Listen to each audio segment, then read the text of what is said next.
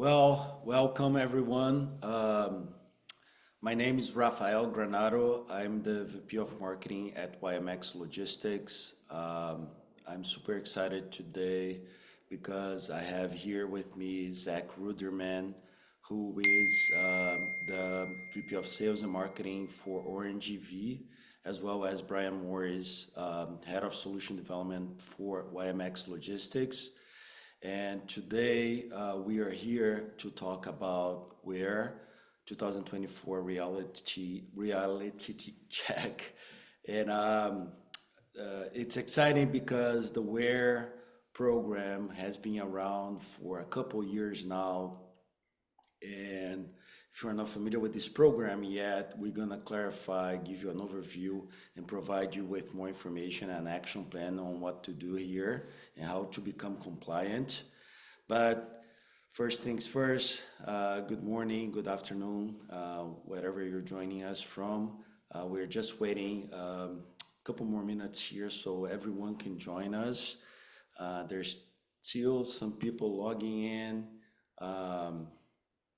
which is exciting. We have people from all over Southern California joining us from all different industries. We have logistics operators, we have food processing companies, we have toy manufacturing, we have import and export, retailers. So I'm excited to have you guys on board joining us during this conversation and providing a little bit more information about the WAIRE program. Sounds good. Welcome, Zach. Welcome, Brian. And let's get started, shall we? Okay. Before we move forward, just a few housekeeping items. This meeting is being recorded, and we will share the recording with you after the presentation is completed. If you would like the slides, please feel free to email marketing@ymxlogistics.com. We're gonna be gladly to share the slides with you. As the conversation goes on and you have a question, there is a Q&A section or a button that you can press on your menu. And if you type your question there, we will be happily, we will address your question at the end of the webinar. Attendees are gonna be muted. Only speakers are gonna be able to talk during this presentation. And the material presented today is for informational purposes only, and Orange EV and YMX Logistics are not directly associated with the South Coast AQMD, which is the organization behind WAIRE. If you have any specific questions or you want to learn more about the program, please visit aqmd.gov or aqmd.gov/WAIRE. That brings us to our agenda today. We're gonna start with some introductions. We're gonna have a poll. Then we're gonna do a deep dive into the WAIRE program and some key areas of opportunities and how to start. Then we're gonna finish with the Q&A engagement. Sounds good? All right, so shall we, guys? Okay, let's do it. So first, I would love to have Zach Ruderman come to the stage or talk a little bit more about his background and Orange EV. Sure, thanks, Rafael. So yeah, I'm Zach Ruderman, Vice President of Sales and Marketing at Orange EV. And some real quick background on Orange EV. We've got over 1,000 electric yard trucks deployed by more than 260 fleets in 37 states and over 600 different sites. And our oldest trucks have been in operation since 2015, so over 8 years of experience. And those original trucks still in the original battery packs. And then for this program, in California specifically, California has been a key focus for us for many years. We've got over 500 trucks in California, spread across more than 250 sites. And yet we've helped a ton of companies avoid paying WAIRE fines or their mitigation fees. It was actually about this time last year that one of our customers came to us. They had finally come to terms with the fact that they were at risk of paying about $1 million in WAIRE fees. And so it wasn't too late. So they came to us about June of last year, and we were able to work with them and come up with some creative solutions involving truck purchases, truck rentals, charger purchase installation, and some points transfers across sites. So in the end, they didn't have to pay any fees. So they spent less money than they would have versus paying fees, and they've got great long-term assets that they're leveraging. And then part of the reason that Raphael invited me and someone with experience in yard trucks is this pie chart is data from the program they shared about a year ago. And there's 30 line items on the menu for what to choose from, but by far the number one source of WAIRE points that help people avoid paying any fees was zero-emission yard truck usage. So nearly half of all the WAIRE points generated were from zero-emission yard trucks usage, because it really is it is relative easy button, and the amount of points you can generate is much greater than a lot of other things. So we'll share more details on it, but yeah, I appreciate the opportunity. So we've got a lot of experience, and I'm looking forward to seeing how many others we can help with that. Excellent. And do you mind expanding a little bit on your background as well? Sure. Yeah, I've been with Orange EV over 3 years, and 20 plus years of experience in a lot of food manufacturing and production, sales and marketing roles across a variety of industries. Excellent. Thank you, Zach. Now, Brian is our head of solution development for YMX Logistics. Brian, the floor is yours. Thanks, Raphael. Yeah, as Raphael said, head of solutions for YMX. A little bit about my background. I've got a little over 25 years, actually coming into my 27th year of experience across manufacturing and the various facets of supply chain inside of food and beverage, automotive, aircraft and aerospace, rail services, specifically in intermodal yards, and then warehouse design as well. So excited to be here and talk to you about WAIRE and how you can work to mitigate points. Excellent. Thank you, Brian.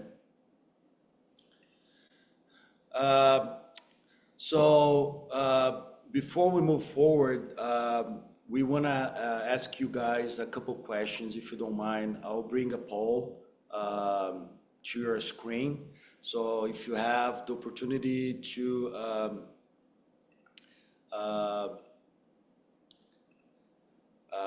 answer those questions, that would be greatly appreciated. So only 2 questions quickly, and let us know, please, the data, and then give you guys 60 seconds to answer those questions.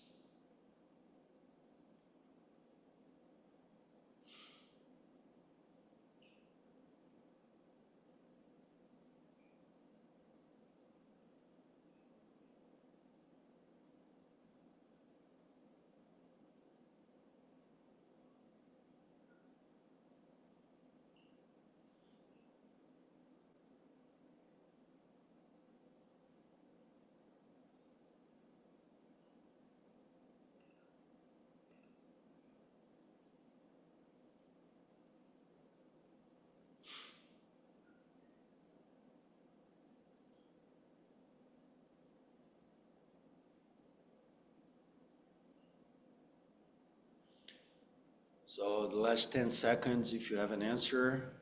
If not, just gonna close it. So we had 70% of our attendees. No, actually 93% are answering. That's excellent. Okay, guys, let me end the poll here and let me share the results. Can you guys see the results? So 13%, has your company paid mitigation fees, or was it at risk of paying fees this year for not having earned enough points?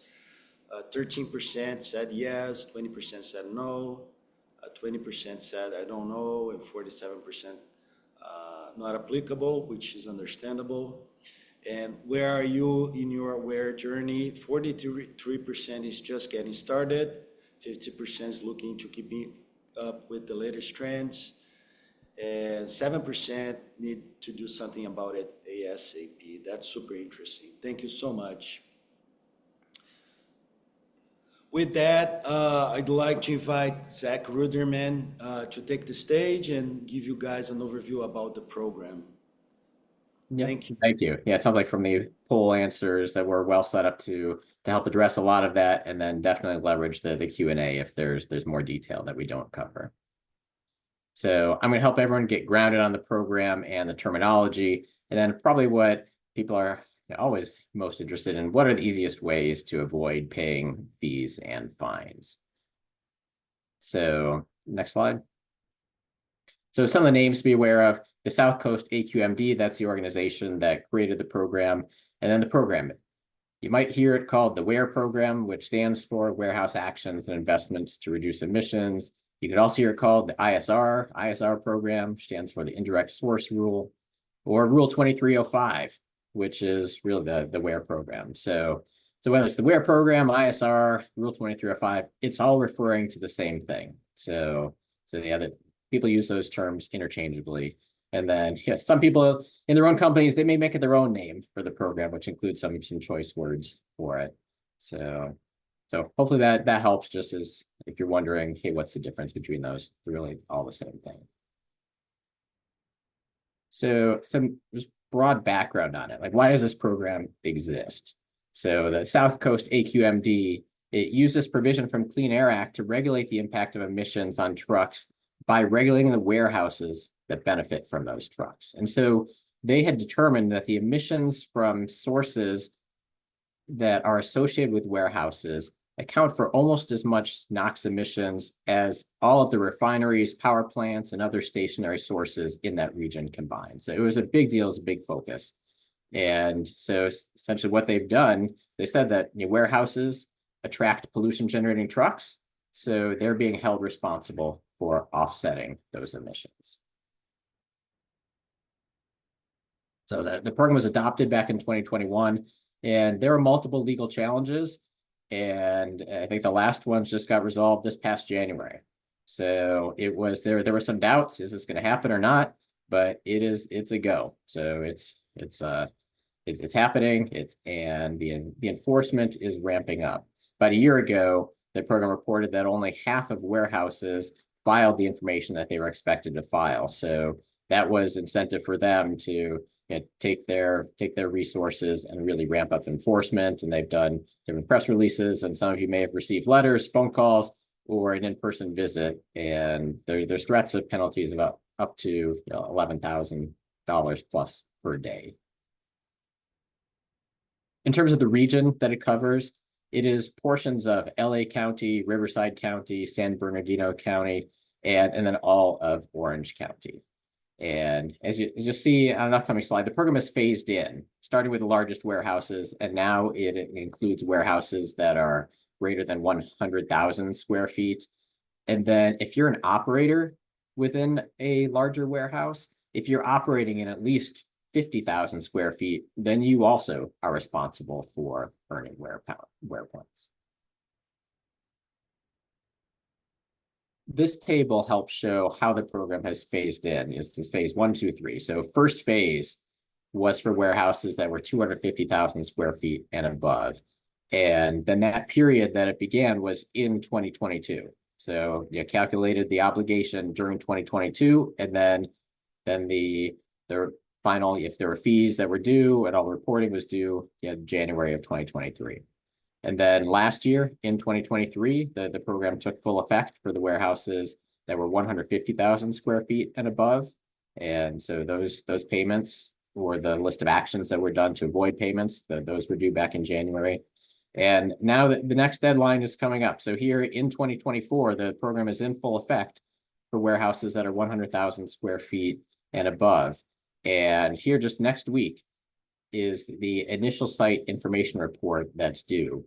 And in that report, it will include, among other things, the estimate of what the WAIRE points compliance obligation is going to be for that site. So you don't know exactly, maybe you can leverage information from prior year, but then you need to be tracking what your truck trips are through 2024, because that's going to determine your obligation, and 2024 is when you need to be taking actions to offset that obligation. So it's in play. You get a report due next week, and then the list of what actions you took, or the or the fees that you need to pay, that's due on January 31st. So again, some of the terms to understand this WAIRE points compliance obligation. So your obligation is calculated based on the number of trucks that are coming in and out of your facility. And then the way the program works is that you take actions from a menu of options, and you earn these WAIRE points to offset your obligation. Otherwise, you pay $1,000 per point. So in terms of how that calculation works, it is, again, you do it through the whole calendar year, and then you're calculating the truck trips, so trucks coming in and out of your warehouse. And then what they do is they weight the trucks, the Class 8 trucks, or now they describe more generally as tractor trailer trips. They weight those as being 2.5 times as much as your straight truck trips, or Class 2B through 7 trips. So you're calculating, you're tracking all of your truck trips, and then for your truck trips that were Class 8 or tractor trailer truck trips, whether or not they had a trailer attached to them, those count 2.5 times what they normally would. And then that calculation provides your weighted annual truck trips. So then on the next slide, the next step in the calculation is you take that weighted average truck trips, and it's weighted because, again, it's giving extra weight to those Class 8 trucks. And it then takes that number and multiplies it by this factor of 0.0025. And then the program has been set up so it phases in over a period of 3 years. So essentially, the impact of your obligation ramps up over a period of 3 years. So if you just look at the phase 1 column, where the program started in 2022, so you would do your calculations, and then you would apply a factor of 0.33, essentially saying that, yes, this would be your obligation, but once you multiply it by 0.33, really you're only going to owe a third as much, or your points obligation is only a third as much as it ultimately will be. So then 2023, for those largest warehouses, it became 2/3, multiplying by 0.67. And then here in 2024, just factor of 1. So there's no discounts, like you have your full obligation based on your number of truck trips. So in phase 2, essentially followed the same process. It just started a year later, phase 3, and that's the one that starts here in 2024. So you won't owe as much in year 1, and then you owe twice as much in year 2, and then a bit more, their full obligation in the 3rd year. In terms of what you can do to earn points, we've summarized it here, splitting into 2 main categories: one-time actions, which are acquiring the truck, acquiring chargers, installing a hydrogen station, installing solar panels, and then there's so that's one time. So you just earn those in the year that happens. And then there's the ongoing actions, which is using your zero-emission yard truck, using the chargers, using a hydrogen station, etc. We're getting visited by zero-emission or near zero-emission trucks. I know some people are interested, hey, wouldn't that be great if just I get visited by lots of zero-emission trucks, and then I can track and earn the points from those? That's certainly helpful. You need to make sure you're tracking those, but in most cases, it's out of your control. Or what I hear from some fleets is, or some operators, is that, well, yes, I can request that for the trucks coming in and out of my site, but they're going to charge me more for that. So you might do the math to see if that makes sense. But all these other actions are things that are completely within your control, and some of them have great ROIs, regardless of the WAIRE program. So this is a helpful summary. Again, there's a little bit more detail, depends on the class of the truck, for how the points may vary, where you see some of the ranges, or the charger speed, and that's what determines where in this range the points are. But a wide range of options to choose from. These ones we highlighted are the ones that are the most valuable, with the exception of the hydrogen station. A lot of points for that, just not relevant for that many people.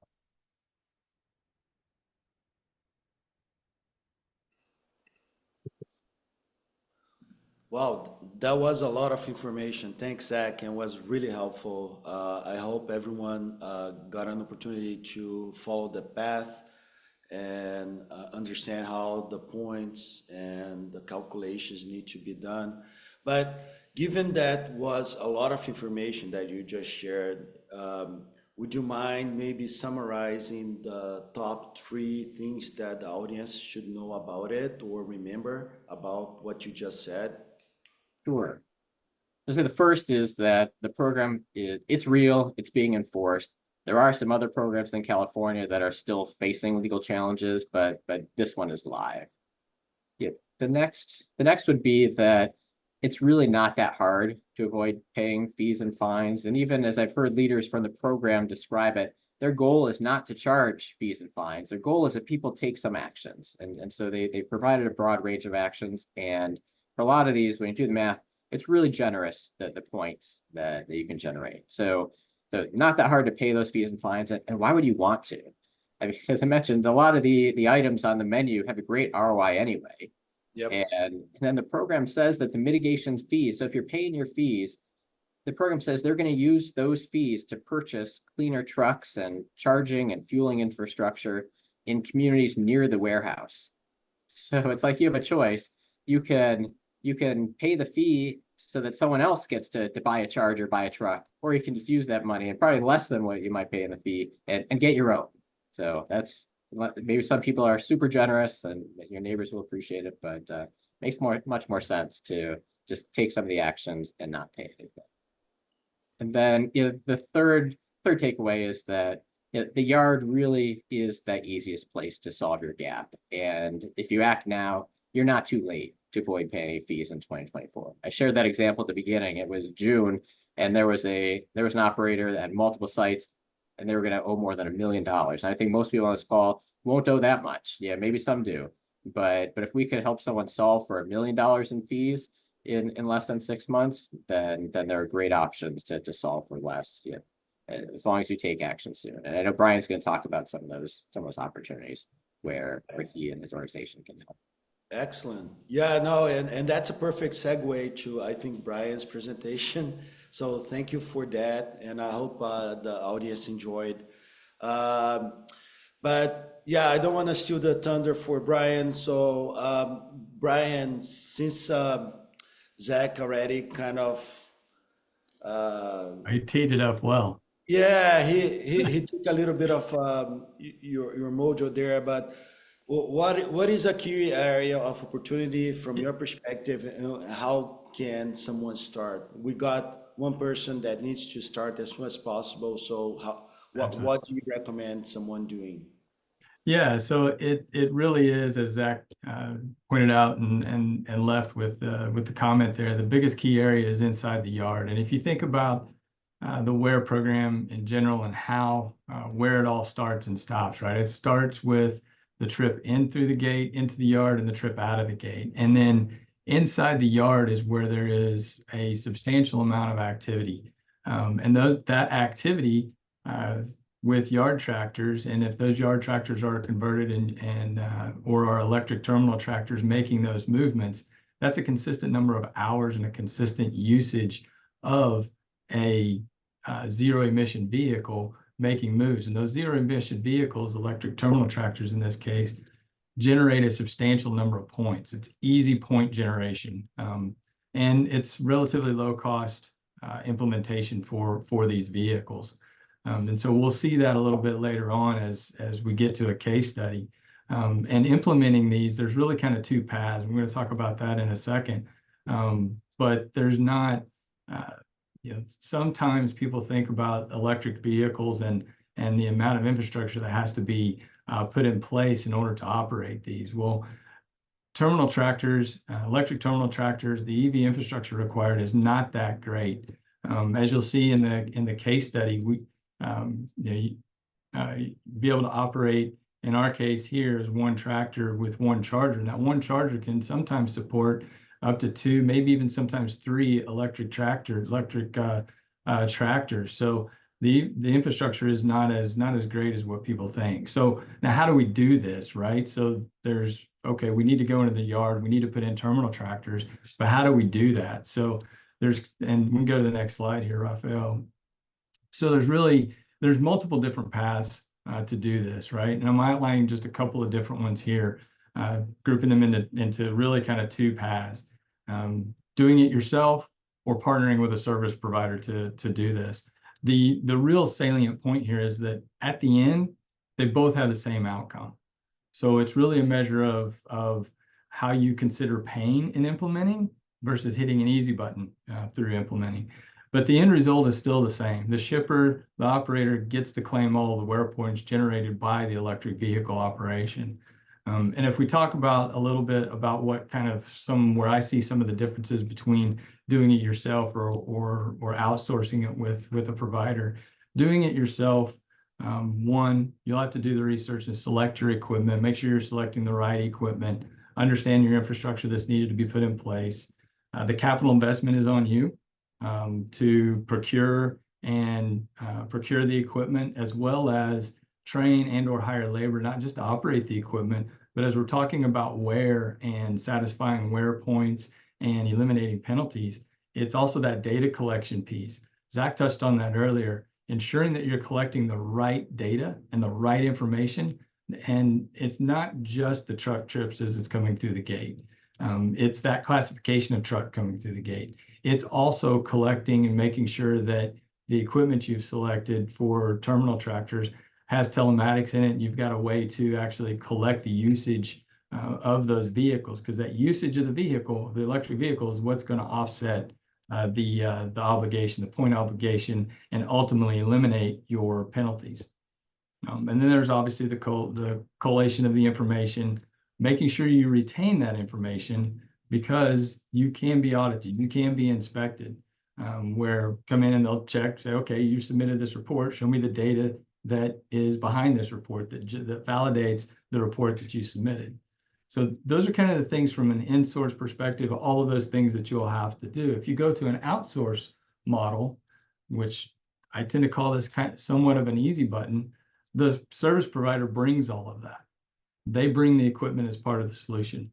They're making the capital investment on the equipment that they bring. They're bringing the trained labor and the knowledgeable staff. They're bringing systems and a technology stack that helps to collect the truck trips and collect the right information so that it can be reported. Ease of data retention so that it can be retrieved in a timely manner to help with those site visits and those audits. And again, I can't stress this enough, either one of these paths gets to the same outcome. The shipper, the operator, the warehouse operator gets to claim all of these WAIRE points from the operation of the electric terminal tractors.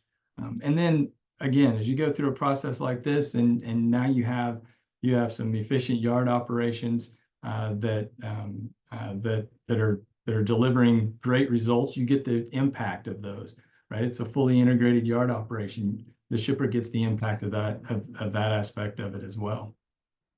So now we talk about which one of these two paths go down these paths. Well, what does it mean? What does it actually look like? If we put a terminal tractor in place, what does that actually do to my WAIRE point obligation? And we'll see that here in the next slide as a case study. And so this case study is taken from analysis that we performed. It's also taken from a solution that we actually provided. It's just focused here on the WAIRE compliance and the WAIRE point obligation and the reduction or elimination of the penalties in this case. It's a 500,000 square foot warehouse in San Bernardino, California. Operates, almost, it operates 7 days a week, 365 a year, almost 24 hours a day. So a lot of operation. You can see on the left side here, the truck trips and the calculation of those truck trips. And again, I had mentioned, Zach had mentioned too, making sure to understand as the vehicles are entering the facility, their classification, because their classification directly drives the calculation for total number of trips, which then converts into point obligation.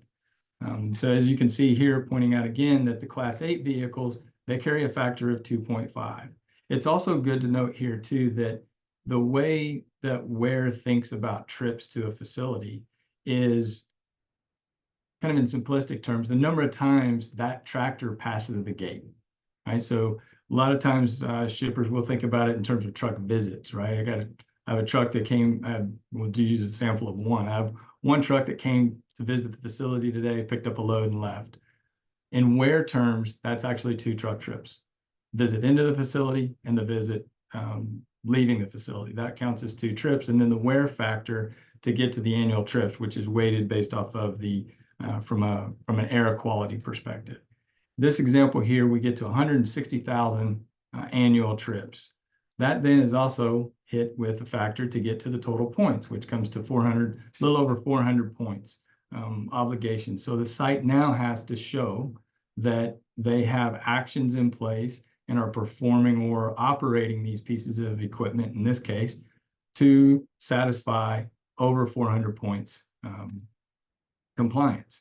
If not, they'll be subject to at $1,000 a point, over $400,000 in penalty. Like Zach said, you're more than welcome to write the check to say, yep, I'll just pay $400,000. Just note that it's every year. So every year you collect the number of visits, determine your point obligation. That converts into a penalty that you can either pay, or think about it this way, of that money then investing into the solution. And the solution here that we worked with this customer for, was an electric yard truck with 1 charger. And you can see at the bottom how these points really start to stack up. There is a menu that as you implement zero-emission yard trucks, electric terminal tractors, the number of hours times a certain factor gets you a number of points. And in this case, this solution generated 5 times the number of points required.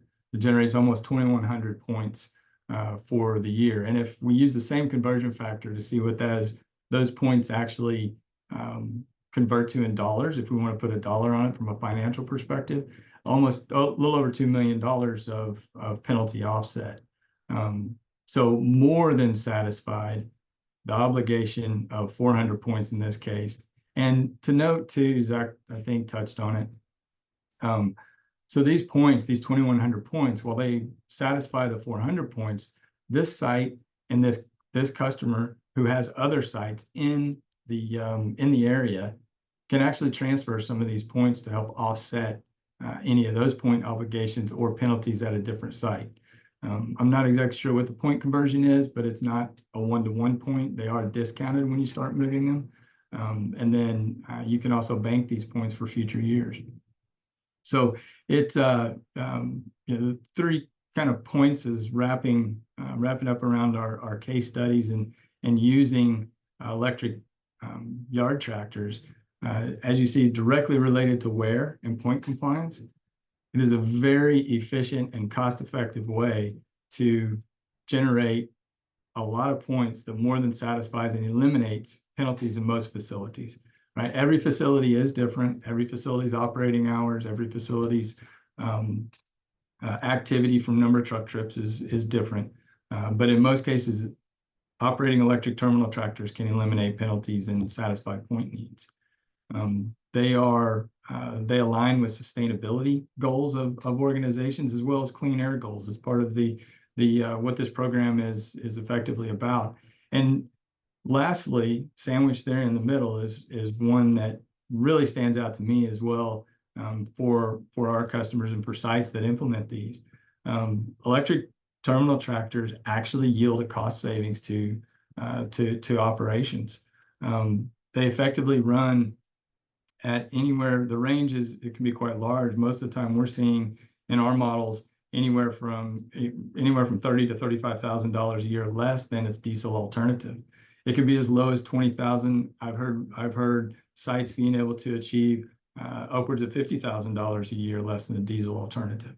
And again, those ranges are based on unique situations related with fuel and electricity costs. But back to satisfying WAIRE points and eliminating penalties, zero-emission electric terminal tractors are the fastest way to generate a substantial number of points, and there are ongoing points. The terminal tractor is going to continue to operate year after year and continue to bank those points and eliminate penalties for your site. So it's at that point, Raphael, I'll turn it back to you. Yeah, thank you. Thank you, Brian. That was great. I think I asked that question to Zach, so I'm going to ask you the same question. So there was a lot of information that was shared. Could you just give us 1, 2, 3 Absolutely. just Yeah, and remember items? absolutely. And I know I can tend to talk pretty fast through these things as well. So if there were a few things that I would highlight and just piggyback off of a few things that Zach had pointed out. One, WAIRE's here. It's going to be here. It's not going away. It's not too late to start. There's multiple different ways of doing it. Multiple different actions. Terminal tractors, electric terminal tractors are the most efficient way of generating as many points as possible to help eliminate any penalties or fines that you may be assessed with or could be assessed with in the future. There's two different paths. You can do it yourself. You can outsource it. Again, it's a matter of the time that you want to invest, as well as is that where you want to invest your capital dollars, or do you want to partner with experts in the field, partner with providers who can bring that knowledge and bring that expertise to the site. And then from electric terminal tractors, why not? They actually can generate a bit of a cost savings for the site. Depending on that particular site and its usage, they're a great alternative. Excellent. So I would love to open up now for questions. So if you have a question, please feel free to add your question to the Q&A section. We have a few questions coming in. I'll be happy to address that. But before that, I'd love to invite Zach to come back so he can help us answer some of these questions. All right. I think I have a question from Justin Cui. If I earn more points than I need for the current year, can earned points be split between multiple warehouses? I think you covered some of that, Brian. Could you maybe Zach? Yeah, I can just chime in and respond to that too. Zach, you can help out as well. Sure. The short answer to that is yes. As long as those within the same company, those points can transfer. Now, what I don't know, and Zach, maybe you can help me out with, because I don't recall. It's not a one-to-one conversion. So, and like in the sample that I showed, we needed 400 points. We generated 2,000. We had a 1,600 point surplus. Those 1,600 points could be shared to other warehouses. It just wouldn't be 1,600 points that would be able to be shared. It's something less, and it's I don't know if it's like 2/3 it value or varies. something. So I can build on that some. So Yeah, thank you. So the first provision required to share them across the warehouses, I mean, as you mentioned, it has to be the same operator. You have to have fully met the obligation at that first site. So you can't just split them 50-50 and have some fees at some at the other. So if you have earned more than what you need at that site, then you can transfer them to another site. And then what you mentioned is that some of the actions on the menu get discounted and some don't. So a charger, if you buy a charger, install a charger, the points that generates, those can be transferred on a one-to-one basis to your other location. But for the zero-emission yard truck usage, those points that you're in, they get discounted pretty significantly, like an 85% discount. So they're not worth nearly as much. Maybe if you've generated an extra 1,500 points, then you can still discount those a lot, and then that works well. That may still meet your obligation, but yeah, more efficient ways are if you're going to expand, you have more trucks, more chargers at the site, then it's the purchases that those transfer on the one basis. And there is an official table in the WAIRE program in the Rule 2305 official document that there's a table that shows. And Raphael, you have that. You may be able to pull that up as a the later slide in the deck. I think it's around slide 29. Yeah, perfect. So this is the official WAIRE menu. And you can see all these different menu items and then the WAIRE points per annualized metric. That's how many you get at that site. And then this column on the far right, discounted WAIRE points. That means that discount happens when you transfer them to another site. So you can see the truck acquisition, that's all the same. Truck visits, those get discounted by a factor. And then acquiring a yard truck, no discounting there. So the full 177 points can transfer. But the usage of the yard truck, while you earn 291 points for every 1,000 hours at that main site, if you transfer them, then those get discounted pretty significantly, just at 51 per 1,000 hours. Yeah, still lots of opportunity. Yeah. And I guess probably another likely question just to help build on that is, okay, what if I only have one site and I earned more than what I needed? What do I do with those? So you can carry them forward. So you can use them for the next 3 years of your WAIRE obligation. So there is a carryover aspect of the points as well, right? Yep. Is there a secondary market for these points? There is no secondary market for them. Okay, great. All right, so thank you, Brian. Thank you, Zach. Second question from Baz here is, what if you are late filing for previous years? Can you still eliminate points for the past? You guys have an answer for that? So I guess by eliminate, you can pay for them. You're expected to pay for them, but you can't take actions to be able to offset them. Yeah, So they're not retro. Right. Your actions are not retro. They're for that year's filing, basically. So if you haven't filed in the past and you have been fined, there's nothing you can do retroactive to overcome the fines that you have received. You need to start moving forward. Moving forward. Right. So you have to pay those That's my fines, understanding. and they say they're going to add an extra penalty on top of that for it. So just accept the fact that you didn't necessarily know about the program, and the program, they're taking some responsibility for promoting it by sending people out to your site now. But look ahead, and again here, it's not even July yet. There's time for you to make sure that you don't run into an issue, that you've got options for this year to not pay anything in January. Yes, that's true. Excellent. So a question from John here. When can I expect an inspector at my site, and what documents do I need to keep on site? Great question. The inspectors can show up really whenever they want to show up. Think of it like, from my understanding of it, think of it a lot like, from an OSHA inspection or, any municipality inspection, right? Any fire inspection.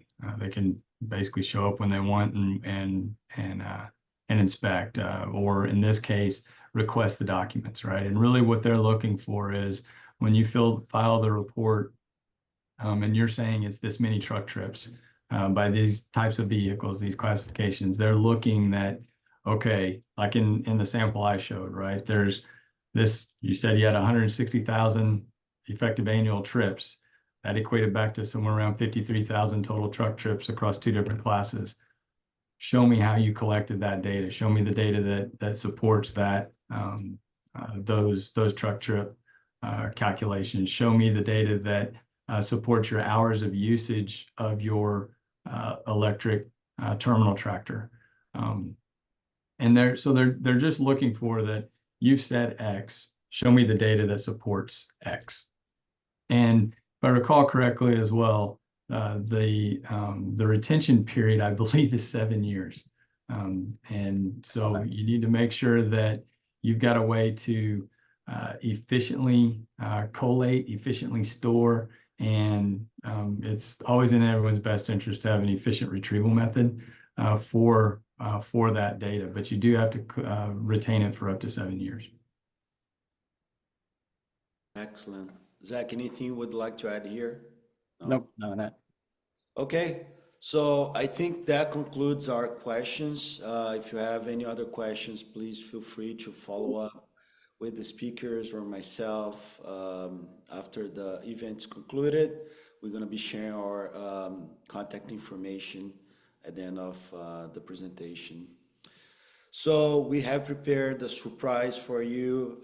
You can now grab your phone or visit ymxlogistics.com/WAIRE. And we're offering a free WAIRE assessment where we're gonna look at where you are operationally, provide a report and some recommendations on ways you can improve, mitigate some of these WAIRE points and penalties. So again, you can grab your phone right now, scan the QR code, or visit ymxlogistics.com/WAIRE. And last but not least, big thank you for staying with us for almost an hour. It's been a very interesting conversation. I know it's been a lot of information. Again, this presentation is being recorded and will be shared with you. So you're gonna have access to the content after the presentation is over. Big thanks to our speakers, Zach Ruderman, Brian Morris. I know you guys are super busy, so thank you for being here and sharing your knowledge with the audience and with everyone else. Their contact information's right there. You can screenshot this page. If you want to email Zach or connect with him on LinkedIn, same to Brian or same to me. We'll be happy to answer any further questions you might have. And that's it, guys. Have a very good rest of the week and good weekend. And we are always here to help. Thank you. Thank you.